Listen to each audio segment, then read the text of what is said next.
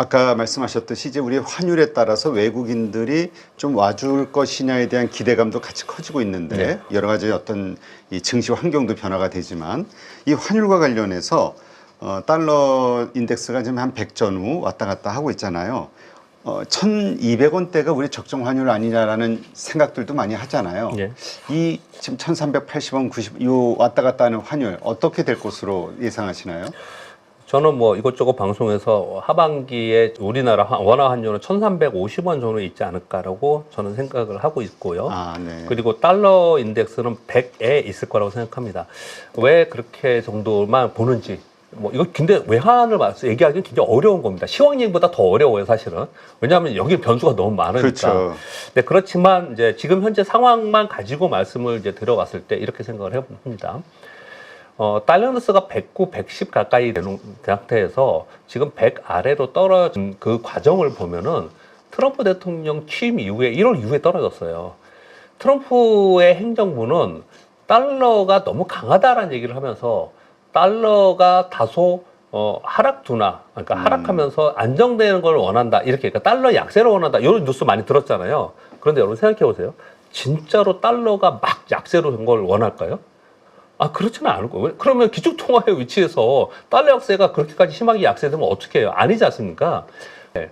과거에 팬데믹 이전의 평균치가 달러인데서는 90에서 100 그 박스권에 있었고요. 우리나라는 지금 아까 대표님 말씀하신 대로 1,200원에서 1,300원 근처에 있었어요.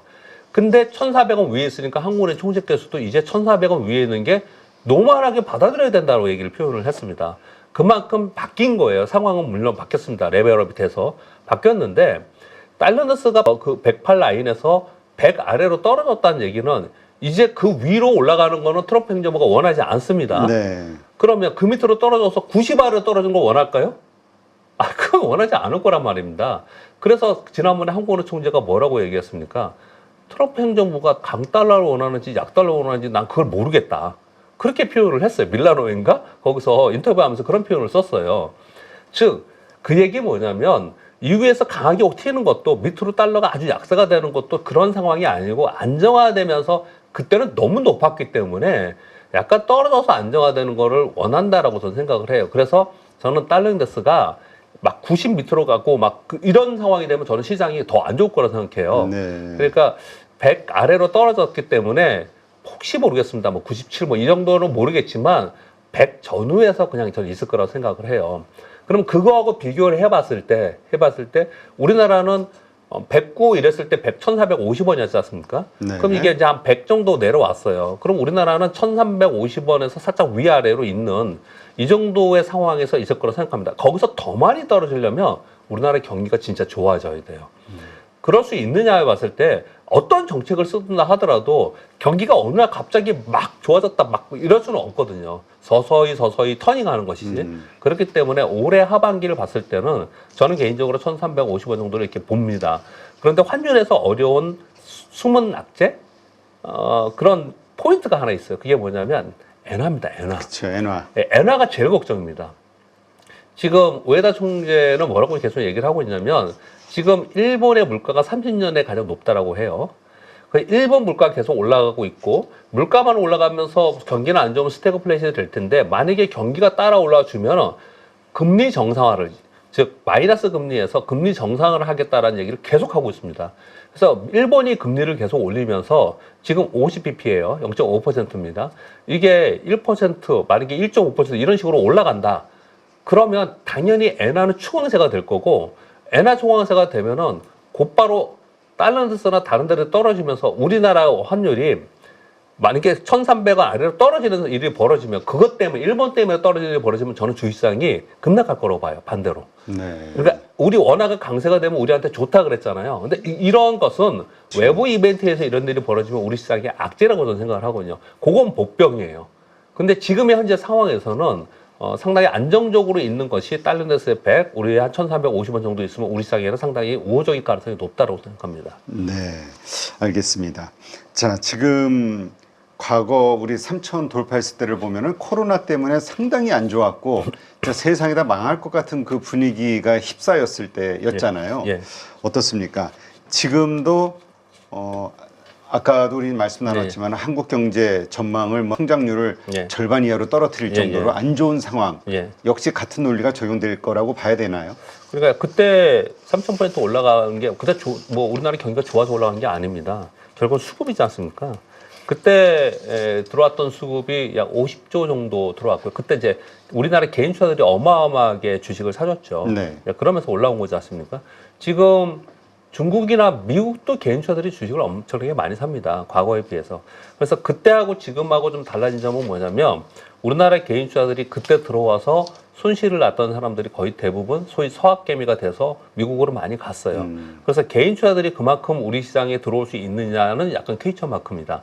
근데 우리 시장이 여러분들이잖아요. 그게 우리 시장이 여기서 3,000포인트를 향해서 가고 3,000포인트를 넘어서 가는 그런 모습이 나타나면 미국 시장 주식을 팔고 우리나라로 돌아올 거냐? 네. 쉽지 않을 거라 생각이 그렇죠. 들어요. 그래서 예전처럼 개인의 힘에 의해서 그렇게 움직이는 부분들은 코로나 때하고는 좀 다를 거라 생각하고요. 이번에 만약에 움직인다면 외국인과 기관이 끌어올리는 그런 시장의 이제 흐름이 좀 될 거라고 생각을 합니다.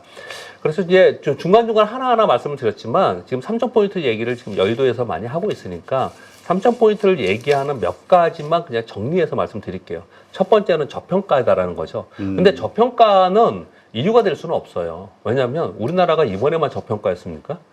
수십 년간 저평가였어요. 그러니까 저평가 때문에 우리가 올라갈 거라고 생각하는 거는 그냥 논리일 뿐이니까 그거는 좀 빼고 가장 중요한 거는 뭐냐면 좀 전에 말씀드렸다시피 우리나라는 정책 리스크가 어마어마한 진짜 우리가 편평생 살면서 경험하지 못한 일들을 경험을 한 겁니다. 그렇죠. 그런 정책 리스크를 이제 해소하는 단계에서 완벽하게 해소는 더 시간이 걸리겠지만 해소하는 단계에 있지 않습니까?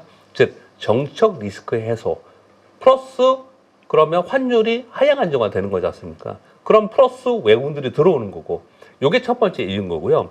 두 번째는 그 사이에 우리나라의 경제나 또는 시장의 친시장적인 정책들이 지난 1, 2년 동안 있었습니까? 정책이 없었어요. 무정책이었습니다. 그런데 지금 그런 부분들을 막 비판하면서 그러면서 이제 새로운 정부에서는 어느 당이 되든 간에 새로운 정부에서는 이제 경기 부양 정책을 해야 되고 그리고 시장 친화적인 정책을 하겠다라고 지금 얘기를 하는 거지 않습니까? 실제로 이번에 추경을 했고 그리고 새로운 대통령이 되면은 지금 0%의 성장률까지 갔는데 경제 정책을 많이 내놓겠죠. 그럼 새로운 더 많은 추경이 나올 것이고 경제 정책이 나올 거란 말입니다. 그럼 경제 정책이라는 거는 전체적으로 우리나라 경제를 봤을 때 어떤 핵심 산업에 대해서 경기 부양 정책을 쓸 가능성도 상당히 높거든요. 그렇죠. 그런 부분들이 시장에 반영이 될 거라고 생각을 하는 거고요. 그러면 없었던 경제 정책이 나오는 거잖아요. 그리고 지금 많이 얘기하는 게 시장 친화 정책. 시장 친화 정책이라는 것은 물론 기업하시는 분들은 반대하시는 분들 많이 있습니다. 상법 개정이라든지 자본시장법 개정이라든지 이런 부분에 대해서 문제가 있다라고 하시는 부분도 있지만 다른 거 다 빼고 서로의 이해관계 다 빼고 시장만 바라보면 시장은 그걸 원하고 있거든요. 그리고 멀리 외국계에서 펀드들이나 이런 사람들도 봤을 때 우리 시장에서는 그걸 원하고 있거든요. 그 자금들은. 그렇다면 그것이 되는 과정 속에서 시장에 들어올 수 있다라는 거예요. 제가 서두에서 오늘 계속 말씀드리는 하반기에 이게 될까 안 될까라는 그 스토리를 보면서 이게 됐을 때 1단계 2,800, 그 다음에 3,000을 넘기고 이런 단계로 갈 거라고 말씀드렸는데 지금 말씀드린 이런 것들이 실제로 되냐 안 되냐의 문제인 거예요. 제가 지금 방송이니까 이렇게 표현을 하지만요. 사적으로 이런 얘기를 합니다. 좀 편하게 말씀 들어볼게요. 대표님, 상법 개선 될까요? 돼야 됩니다. 제가 지금 네. 우리 아침 라이브 네. 방송할 때마다 네. 상법 개정해야 한국 증시 산다고 7개월째 지금 올리고 있는데. 여전히 지금 사적으로는 다들 속으로 될까? 그치. 근데 의심이 많아요. 네, 다 그렇게 생각하고 있어요. 전부 다 그렇게 생각하고 있습니다. 거의 대부분. 근데 이제 요번엔 될 거야. 여태까지 이렇게 왔는데 요번엔 될 거야. 이렇게 말을 하시는 분들도 있고 개중에 그런 분들은 약간 시장에서 자기 의견을 목소리를 내고 싶어하는 부분들이고요. 네. 일반적인 대부분의 한 7, 80% 정도는 제가 보기에는 될까? 그치. 네, 아직도요. 이제 기업의 로비가 만만치 않고. 예. 네. 그래서 지금 왜 일본 중간에 뜬금없이 이런 말씀을 드리느냐. 결국 아직도 그런 사고를 갖고 있기 때문에 이게 되는 과정의 스토리를 보면서 우리가 지수가 어느 단계 가는가 생각을 하는 거지. 될 거야 그리고 얼마. 안 될 거야 그래서 얼마. 이런 상황이 지금 아니라고 말씀을 드리는 거고 시장에서는 그런 기대감을 살며시 계속 반영하기 때문에 조금씩 오르르 이런 모습을 나타내고 있는 것이다. 네. 그렇게 보시면 될 것 같습니다. 알겠습니다. 자, 그렇다면 이제 기관과 외국인 중심의 장이 앞으로 펼쳐진다고 하면 글쎄요, 어떤 종목, 어떤 섹터들이 오를까 생각해 보면 그래도 대형주가 해당이 되나?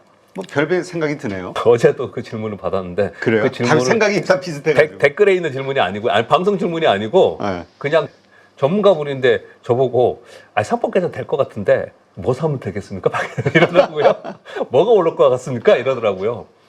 일단 어려운 얘기예요. 그 부분은 항상 종목 단에도 또 어려운 얘기인데 일단 답이 정해진 건 있죠. 뭐냐? 외국인 기관이 들어오면은 오늘도 좀 오르는 건 외국인 기관이 들어오기 때문에 오르잖아요. 그렇죠. 프로그램으로 들어오기 때문에 일단 무조건 대형주는 먼저 들어오는 거죠. 음. 대형주에 들어올 때 많이 들어오는 건 우리가 많이 아는 뭐 반도체 대형주하고 자동차의 대형주하고 그리고 금융주. 금융주 이 세 개는 무조건 들어오죠. 그래서 금융주들이 요즘에 이렇게 뜨잖아요. 그 중에 네. 증권사들이 많이 뜨는 게 그런 이유이거든요. 당연히 이제 밸류업 프로그램이 있지만 그래서 이제 대형주 위주로 뜨는 것은 먼저 맞는 거고요. 두 번째 아까 말씀드린 밸류업에 있어서 뭐 상법이나 자본시법 개정에 수혜가 되는 쪽. 근데 실제로 많이 보여요. 뭐 그래서 이제 대표적인 게 지주사인 거고 지주사들 중에 뭐 어떤 종목이 있는데 이거 정말 너무 밸류가 말이 안 돼. 근데 그런 주식을 사갖고 기다려야지. 그런데 남들은 다 좋은데 지는 2달, 3달 빠져. 이거 참을 수 있어요? 그래서 팔았어요. 그랬더니 요즘에 봤더니 뭐 다 올랐더라고요. 네. 즉 그게 먹히고 있다는 시장을 얘기를 하는 거예요. 지수사가 그런 거고요. 그리고 또 하나는 종목들을 저도 이렇게 쭉 보면서 얘는 자사주를 왜 이렇게 많이 갖고 있어? 이런 애들이 있어요. 그렇죠. 그냥 일반적인 제조업인데 자사주를 엄청 많이 갖고 있어요. 그러면 이걸 처분을 어떻게 해야 돼요, 얘들이. 그렇죠. 근데 그런 부분들이 좀 있거든요. 그래서 그 자사주가 많거나 유보율도 많고 아니면 현금성 자산이 많은데 그냥 있는 애들 이런 애들 추려가지고 얘네들은 언제 가지? 답답해. 이거 분명히 얘네들은 한번 움직일 것 같아 그랬는데 요즘 보니까 움직이기 시작을 했어요, 얘네들이. 네. 그러니까 결국은 무슨 얘기냐면 반응을 하고 있다는 거거든요. 그러니까 이번 선거 이후에 하반기를 바라볼 때 뭐냐라는 질문을 한다면 당연히 외국인 기관이 들어오면은 프로그램의 이슈에 수혜가 되는 종목들을 움직일 거고 그 다음에 밸류 프로그램에 들어가는 종목들이 움직일 거고 그동안에 얘는 왜 이렇게 저평가야? 이건 좀 이주가 발휘 안 되는 거 아니야? 근데 우리는 무슨 생각합니까? 개인 투자들은? 안 되는 거 끝까지 안 돼. 우리나라가 무슨 밸류업이야. 그렇죠. 우리나라는 가치 투자하면 안 돼. 이런 인식이 많았잖아요. 그렇죠. 근데 그게 조금씩 변화가 생기니까 그걸 지켜보고서 거기에서 내가 종목을 골라야 되는 노력을 해야 된다. 여기까지는 지금 이제 하반기에 정책 관련된 얘기인 거고요. 그 다음에 우리가 또 생각해야 될 부분은 뭐냐면 상반기에 제일 좋았던 게 뭡니까? 소위 조방원, 그렇죠. 조선, 방산, 원자력 뭐 이런 것들이었잖아요. 그리고 이제 그 사이사이에 있었던 게 바이오의 일부 종목들 그리고 화장품이 있었고 그리고 엔터도 좀 올라왔고 이런 게 좀 있었거든요. 근데 얘네들이 그럼 만약에 기관 외국인들 들어오면서 금융주 뜨고 그런 일을 막 이렇게 상승하는 지수가 올라가는 장에서 얘들이 같이 올라갈 수 있느냐 아니면 빠질 거냐. 오늘 지금 녹화 기준으로 오늘 목요일입니다. 수요일 날 조방원이 다 빠졌어요. 네. 그렇죠. 조방원 그래요. 다 빠졌어요. 이제까지의 주도주들이. 네. 그리고 2차전지 뜬금없이 막 10%, 20% 뜨는 종목이 발생되고. 근데 오늘 뭐 2차전지 다시 빠지지만 제가 보니까 2차전지는 다 쇼커버링 수급으로 어저께 움직인 것 같고요. 여하튼 그건 잠깐 여담이었고요. 혹시 바뀔까 안 바뀔까에 대해서 또 고민을 많이 하세요. 그렇게 고민을 많이 하고 계시거든요. 그거는 답은 좀 심플하게 드릴 수 있습니다. 뭐냐면 삼성전자와 은행주와 현대차가 뜨잖아요. 걔는 힘을 잃을 수밖에 없어요. 이미 많이 떠 있는 상태고. 그렇죠. 힘을 잃을 수밖에 없고요. 그리고 또 한 가지 뭐냐면 그들이 최근 들어서 더 급작스럽게 신고하는데도 막 뜨고 그랬거든요. 그랬던 건 뭐냐면 지금 오늘 5월 29일이죠. 그렇죠. 5월 29일이죠. 이제 6월에 반기 말입니다. 반기 말 되면 이 기관 투자가들은 반기 성과 평가를 받고 인센티브를 받아야 돼요. 네. 거기에 수익률을 극대화시켜야 됩니다. 이 부분도 분명히 생각할 필요가 있어요. 이런 부분들을 고려해 보면 삼성전자나 은행이나 현대차나 이런 게 만약에 뜨면 얘들의 우리 수익률은 낮아질 수밖에 없다. 또는 차익실현 매물이 나올 수밖에 없다. 근데 저기 하반기에 가봤더니 여전히 얘들은 안 돼. 네. 그러면 수급은 거기 계속 붙어 있을 수밖에 없어요. 이건 같이 갈 수 있는 그런 상황은 좀 아닐 수 있습니다. 그러니까 명확하게 그렇게 구분을 할 필요가 있다 이렇게 말씀드립니다. 네.